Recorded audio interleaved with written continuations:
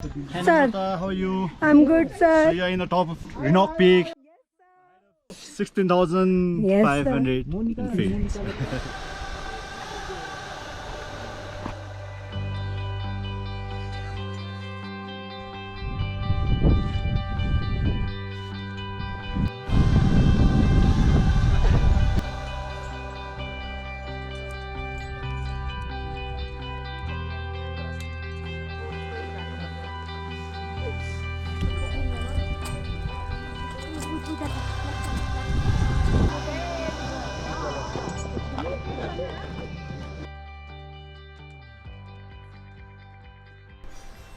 My journey of finding purpose has brought me to where I am right now, completely unplanned and unthought of.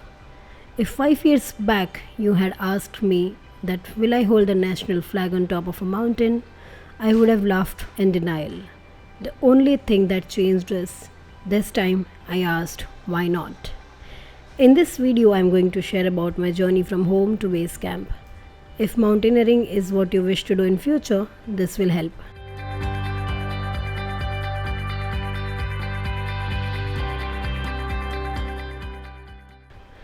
But how did I reach here?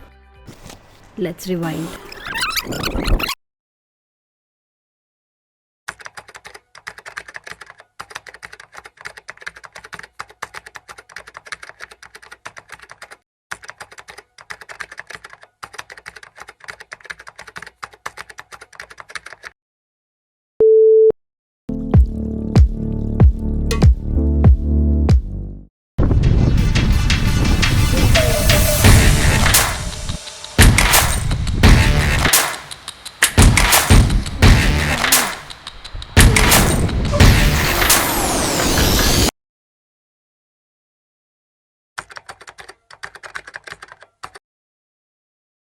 That day, for no particular reason, I decided to go for a little run.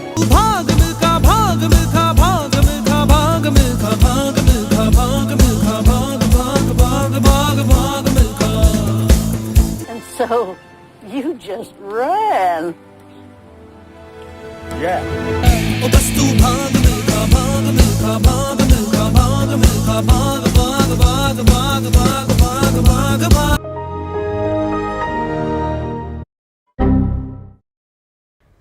Never mind. As you know, mountaineering is quite often challenging sport and for which we need to prepare months before. HMI provided us a workout plan which we needed to follow, and I started running and other workouts to increase my endurance and stamina. It is advised that you follow the routine provided by HMI, but I improvised and made my own routine which worked best for me. My workout included cardio, HIIT training, skipping, and running. Finally, the day arrived for my last minute preparations and getting medical reports. Because you need to submit a recent one. And finally, I was so excited! But then something happened.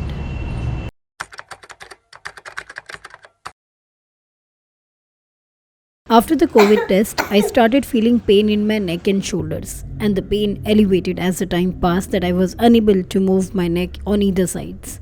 Immediately, I consulted doctor which advised me to go for physiotherapy. Honestly, I was quite pumped because I was advised not to lift much weight and keep pressure on the upper body. Anyways, I was feeling little better 2 days later and I boarded flight for Bagdogra with zero idea on how it's going to react with weights on my neck and shoulder. After reaching Bagdogra, I took taxi to Darjeeling where my journey for BMC starts.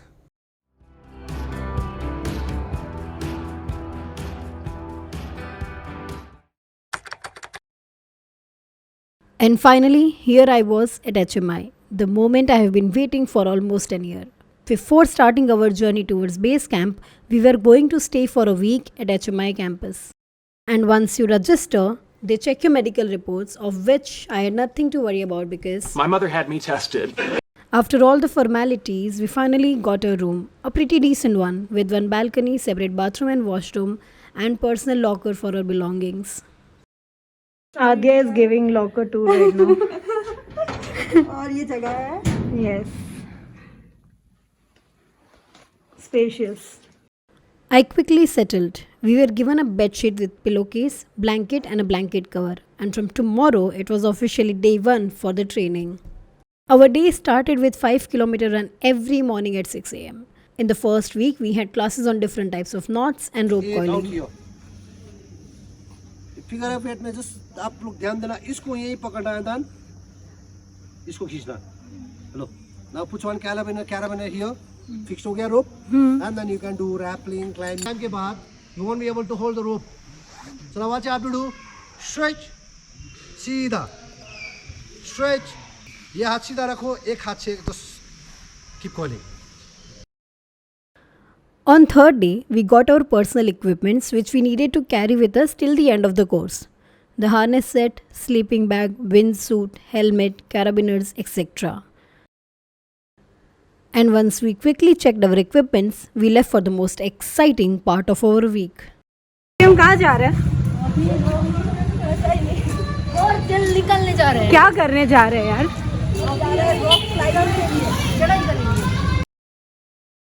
Our rock climbing training was at Tenzing Rock, where we were introduced to climbing and rappelling techniques.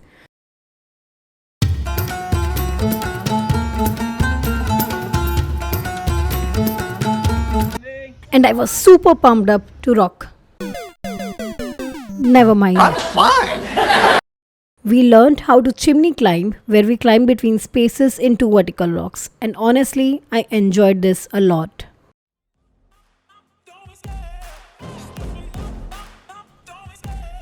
One of the most difficult stages is to start, because the gap between the rocks is the largest, and the primary technique is to ensure that you're pushing against both the rocks. The challenging part is to turn around or to switch positions when the gap becomes narrow.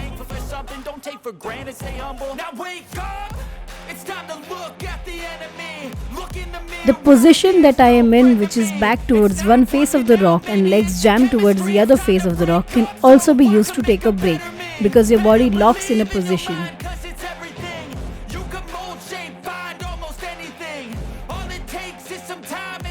Even though it seems reasonably safe, it is easy to lose your balance and fall, and in reality, you won't have a trained person holding a safety line.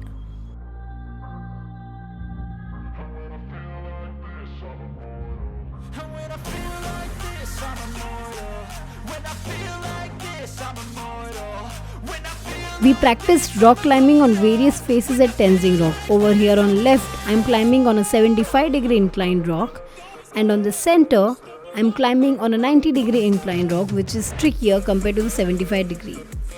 And once you climb up, you also descend for obvious reasons. So on the right, I am rappelling down.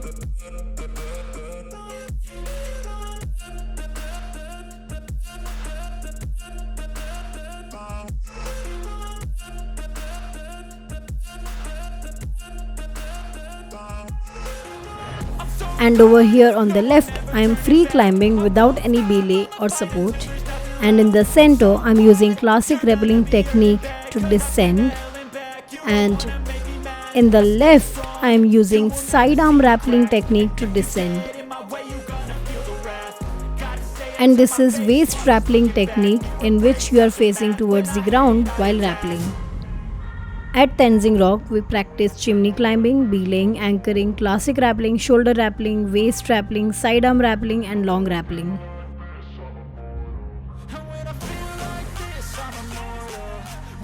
And over here, we are practicing long rappelling with overhang jump.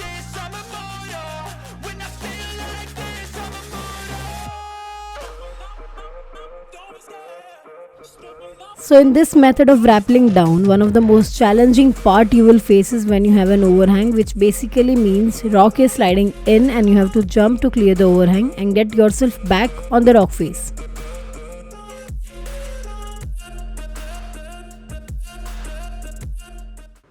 Apart from the rock climbing, we also had theory classes on anchoring and how to pack your backpacks, which is really crucial for a mountaineer.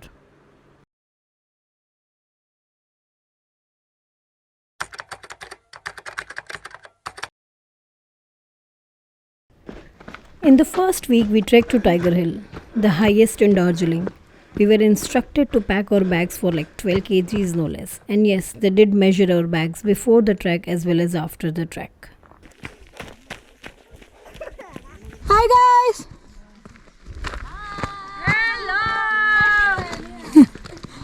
This was the first time when we experienced just a tiny bit of how it feels to trek with all this weight. We were super tired, super exhausted, and honestly, this was just the beginning to what was coming.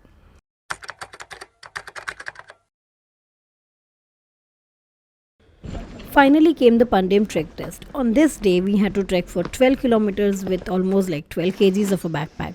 But this time, we had a time limit of 3.5 hours. And if unable to complete within the time frame, we will be showed the door. Anyways, we started our journey and honestly, I don't have much footage of it as we were on a time limit. But I do have a clip of me being emotional after the trek. But this was a good emotion. I did manage to complete the trek in 2.5 hours and finally it was time to Let's go! And finally it was time that we start our journey towards base camp. We traveled to Yuksum in Sumo, which was the first stop for the base camp. And this was just the beginning to the next most adventurous days ahead.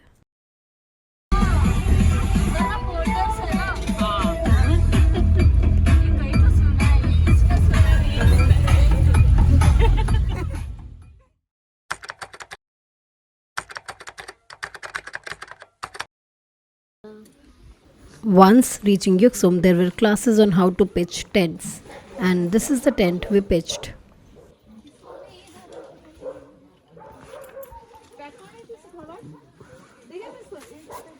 Honestly, I was quite overwhelmed on what an exciting this journey has been until now. We rested for a while, and this is the first food we had in our mess tents. And for the rest of the day, we explored Yuksum on our own.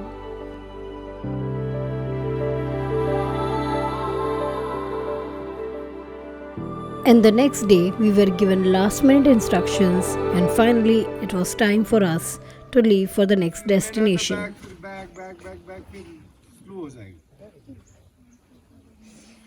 Water points, don't get down.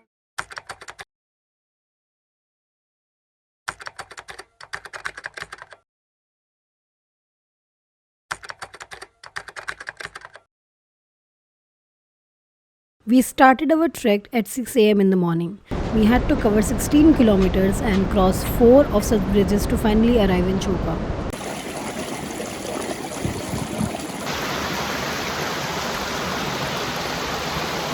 Fresh water.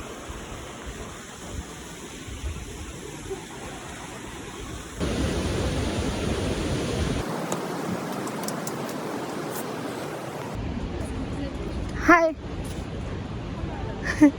After walking for like many kilometers, we finally saw the first glimpse of the 4th bridge. And this was the most beautiful one. 4th bridge. I just cannot express how beautifully challenging the 16 kilometers were. But when we reached Choka, this felt like an achievement. And this is our hut in Choka. This is where we are staying. It's one room. That's our room. That's our sleeping bag. That's our rucksack.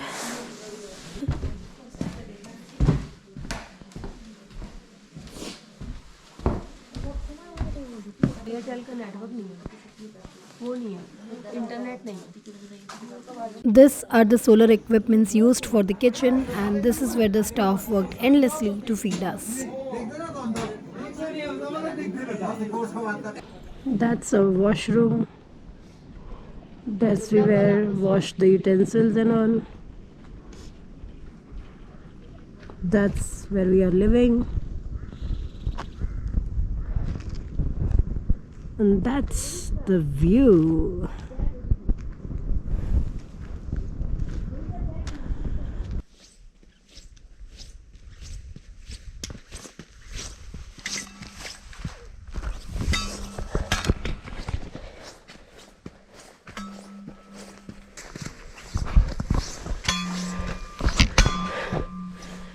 Acclimatization. After walking like 16 kilometers yesterday uphill, today we were acclimatizing, going 1000 feet above from Sherpa, and tomorrow again is a big day. We were crazily tired from the previous day's 16-kilometer trekking, but that didn't stop us from going on acclimatization walk. More like there was no other option.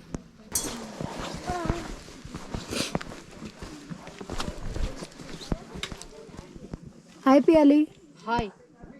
और अभी हम लोग क्या करके आए वैसे? हम खुद को निचोड़ के आ रहे हैं। नहीं, एक्लिमेटाइज करके आए ना। ओ, ढंग से बोलना पड़ेगा क्या? पहले बोलना था।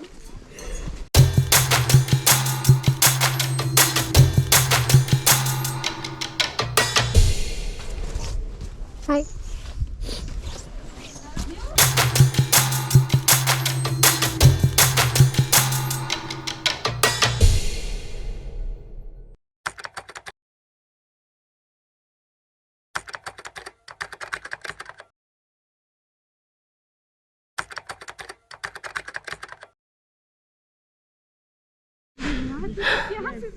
So we have reached halfway to Zongri, and let me show you the view.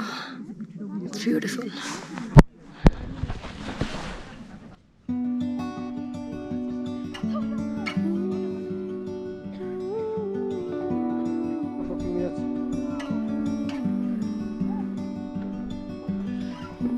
We trekked for 9 kilometers to reach here, and our instructor said the weather at Zongri is rougher than base camp. And yes, it was. But the views were worth every single step. This is where we drink water. And the view. There was a river stream right in middle of a valley where our hut was. Parts of river were frozen, and on the way this was the first time we saw snow building up on the edges of the road.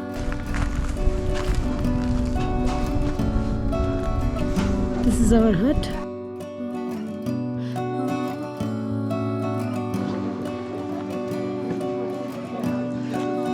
We had this cute little hut where we can purchase momos, Maggies and much more. Our last interaction with civilization happened here. Momo भी होगा।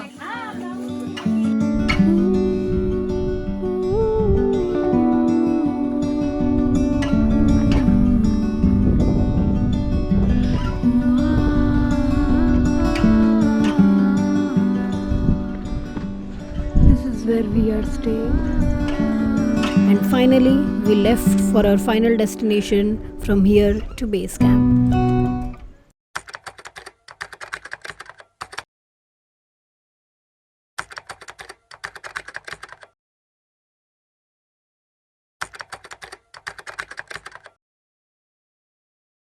And finally, we started our journey towards base camp. This day, our excitement level was something else. We were super thrilled to reach at the mighty base camp, but also that we don't have to trek for the next few days.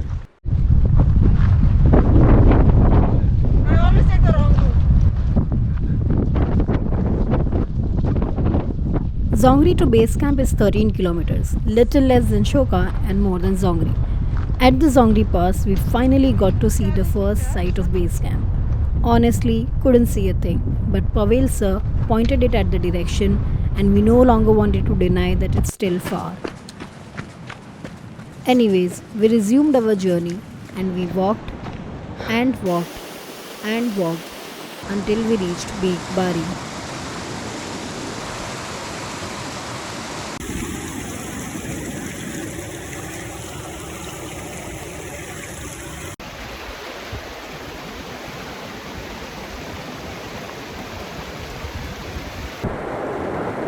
At Big Bari, we finally rested for like 30-45 minutes before starting our final leg for the trek. Honestly, we were so tired that we no longer cared how much of the never-ending trek was remaining. After this, we resumed our trek from 13,216 feet to 14,600 feet. Higher the altitude, lower the oxygen as well as willingness to live. After trekking for what I can only describe as a decade, relentlessly and feeling every breath I take, I finally reached base camp. I want to break free.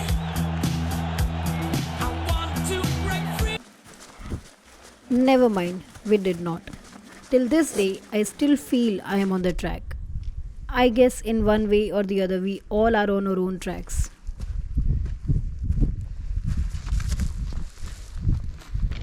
Tiring. हम लोग सुबह 7 बजे से चल रहे हैं.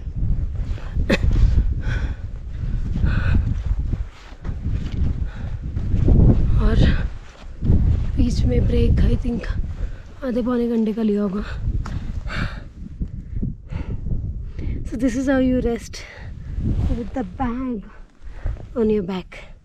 And I opened Google Maps और उसमें बता रहे हैं कि बेस कैंप अभी भी 1 किलोमीटर दूर है, 1.3. So currently I'm walking alone. आगे पीछे कोई भी नहीं है. कोई एक तो दिख जाए, पता चले सही रास्ते पे हूँ. I followed the track as well as mules ka potty. And yeah, that's what I calculated. It should be good. In any case, अब आ चुके हैं यहाँ पे तो और कोई रास्ता नहीं है.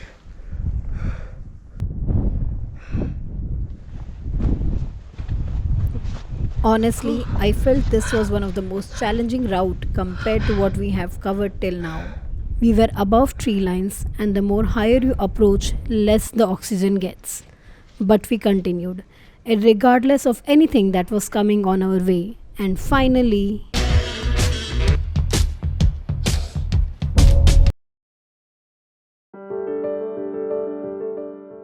at the base camp, we were enveloped by these beautiful mountains. Every day was different. Sometimes it was mystical and magical, and sometimes just clear as glass.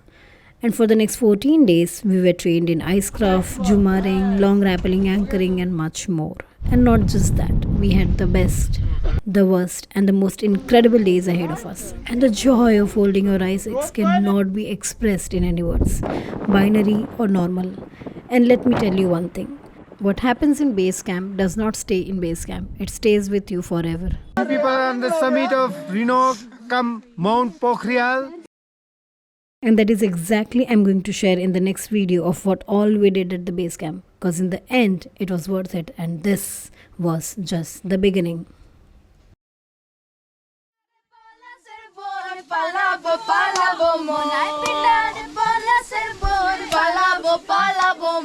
হিংসা রে গাল ফুটে হ্যাঁ ফুটে রে বতরে পিরিতির ফুল ফুটে বতরে পিরিতির ফুল ফুটে